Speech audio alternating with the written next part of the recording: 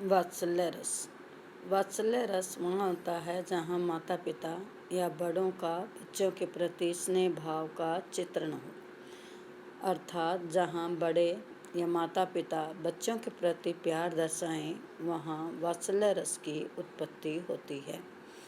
कुछ विद्वानों ने वात्सल्य रस को अलग रस नहीं माना है। उनका मानना है कि श्रृंगार रस की जो स्थायी भाव है रति, वही वात्सल्य रस और भक्ति रस उसी के अंतर्गत आता है, क्योंकि वात्सल्य रस में माता पिता या बड़ों का बच्चों के प्रति प्रेम होता है।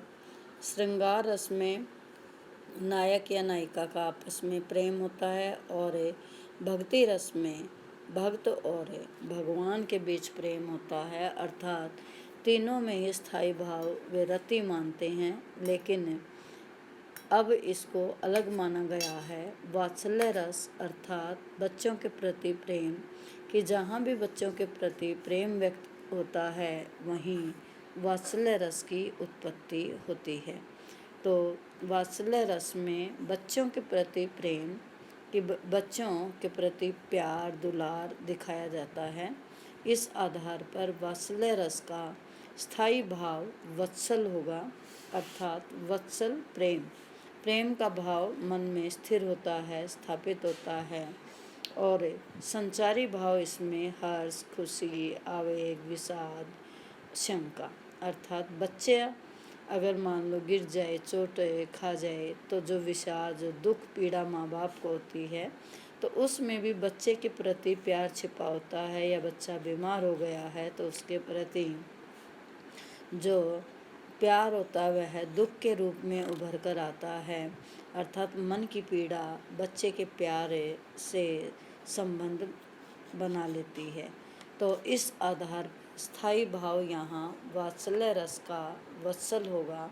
और संचारी भाव, की जो भाव आएंगे जाएंगे अर्थात संचरित होंगे, वे हर्ष, खुशी, आवेग, विषाद, शंका, ये संचारी भाव होंगे, क्योंकि इसमें बच्चे की व्यवहार या बच्चे की बोली को देखकर बड़ों के मन में या माता पिता के मन में प्यार उमड़ता है, और तभी वात्सल्य रस की उत्पत्ति होती है या वात्सल्य रस उत्पन्न होता है।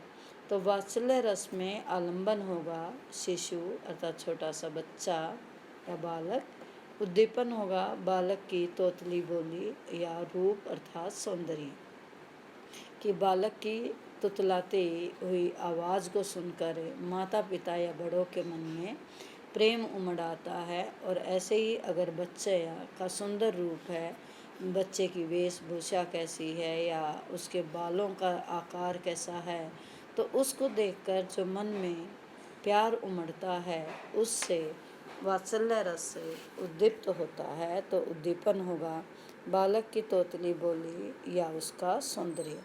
अनुभाव होगा अर्थात जिसके मन में वात्सल्य रस उत्पन्न हुआ है वह बच्चे के प्रति प्रेम करेगा, प्यार करेगा, उसको गोद में उठाएगा या उसके गाल छुएगा या उस के साथ हंसेगा, बोलेगा।